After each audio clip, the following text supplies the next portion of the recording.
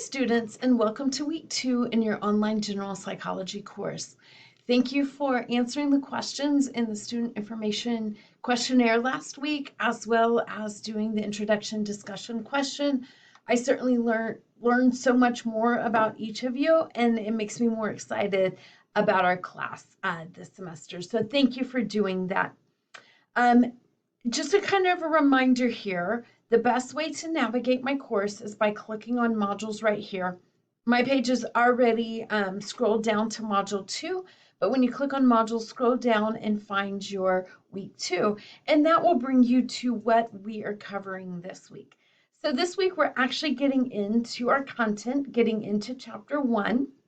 And this chapter is on what is psychology. So in this chapter, you'll learn the definition of psychology, some of the historical background of psychology. I'll start introducing you to some of the major paradigms of psychology, as well as some of the early schools of thought and some of the big name psychologists from back in the day. So let's take a look at our module here, and this will look more similar to what you will find from here on out. Last week, with it being week 1, it was a lot of intro, a lot of information. Now you'll see that the module is really focusing around the content that we're covering from the course, as well as your assignments. So as we look at the module here, the first thing that you'll see is an overview. I'm not going to click on it because I want to go through these, but as you click on it, remember to navigate by hitting next in the bottom right corner. So this will tell you what is coming for the week. Then you have, and this will be consistent throughout, the PowerPoint slides that I use. So King is your textbook author, and then chapter 1. So you'll see that moving forward.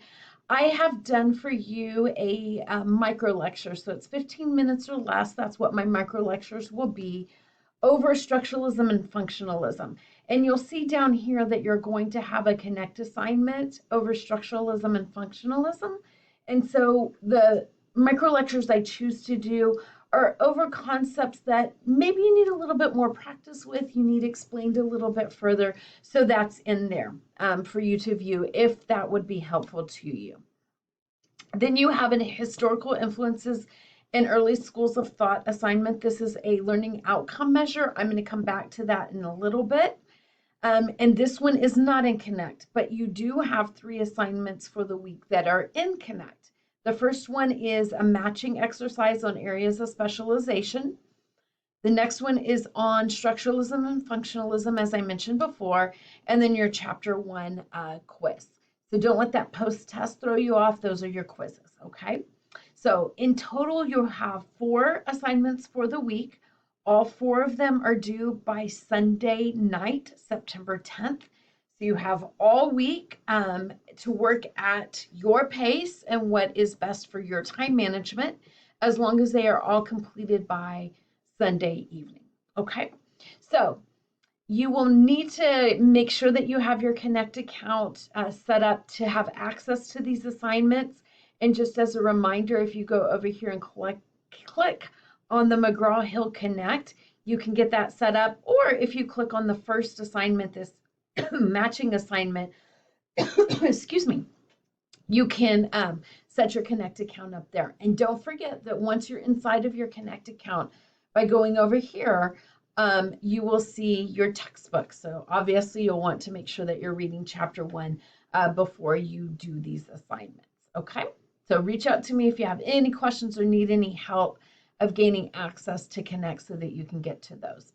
But just as a reminder, once it's connected, and you only have to do that once, from there on out, when you get into the week module and you come across your first assignment for the week in Connect, you just click on it and it will take you straight into Connect. Okay, so still access your Connect by going through the Canvas module.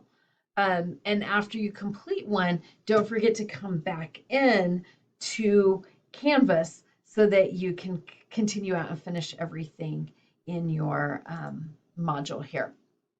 So one more thing I want to point out here is at the bottom, I've included a website that will go into depth on careers in psychology. There's no assignment attached to that, but if you are a psych major or thinking about being a psych major and you have more questions after reading the chapter about careers that you can do, this website can be very helpful to you. So I want to very quickly here talk about this assignment. So this is not, when you look at this, and because it's the first writing assignment that you're doing for me, it might feel overwhelming, but I promise you it's doable, and don't be intimidated by all the text. I have a tendency to over explain things because I want you just to know all the information that you need to know about the assignment. So up here is just kind of a justification for why I'm having you do this assignment.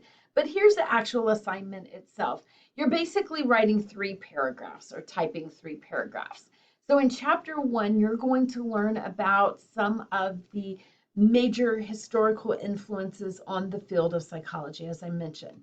And so some of those names are Wilhelm Wundt, William James, Charles Darwin, Mary Whiton Calkins, Charles Henry Turner, and then, of course, structuralism and functionalism, which are paradigms of thoughts. So what I want you to do from the list right here, or from any mentioned in your chapter, or even if you know of one that's not in your chapter, but is a recognized historical influence of early psychology, you can use that person. But what I want you to do is just choose one, okay? So choose one, and then you're going to write 3 paragraphs about that particular psychologist of your choosing. The first is, I kind of call it that background, right? Where were they born? What years were they born? Tell us a little about who they are and how any early experiences might have shaped their interest in psychology. So that's the first paragraph.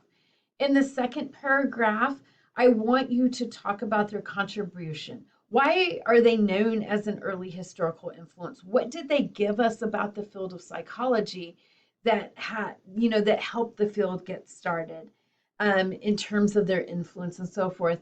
And then the third is really think about the importance of the contribution. How did the work that they do change the way we think about psychology?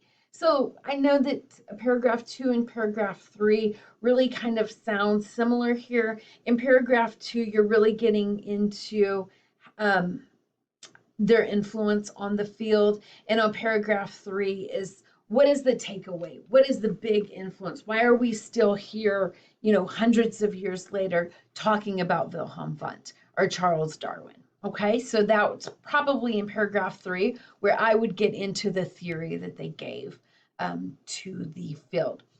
I'm not worried about a particular format for your 3 paragraphs. It literally can just be typed out 3 paragraphs, but any resources that you use, start practicing your APA. So look at citing those references using your APA format. This is the first stab of it for some of you. I don't expect it to be perfect. There's not points to your APA style. There are points if you don't cite anything, because I know to get this information you do need to have at least 1 or 2 citations. So that's important. But really, as far as the APA, I'm looking for you just to get practice with it, start with it, but for it not to be perfect, because I realize you're just learning right now. And it may be the first time that you used APA. So remember, in previous modules, I discussed some APA. If you use the OWL dot Purdue, like Purdue University, PURDUE, use their website. It's a great resource for APA. You can also Google, how do I cite a book or an article or a website in APA, and it will likely take you to the Al Purdue site. But you have all the resources at your fingertips for the citation. Again, practice with it. I'm not counting off if you don't get every element of your APA citation correct. Just start working with it, and I'm going to give you some feedback on that citation. You have your grading criteria down here at the bottom, so you know the grading rubric, and then you'll simply just upload or attach or put in the text box your submission. So again, 3 paragraphs about a historical psychologist. You can do this. And it is a measurement for your learning outcome as well as a pretty significant grade.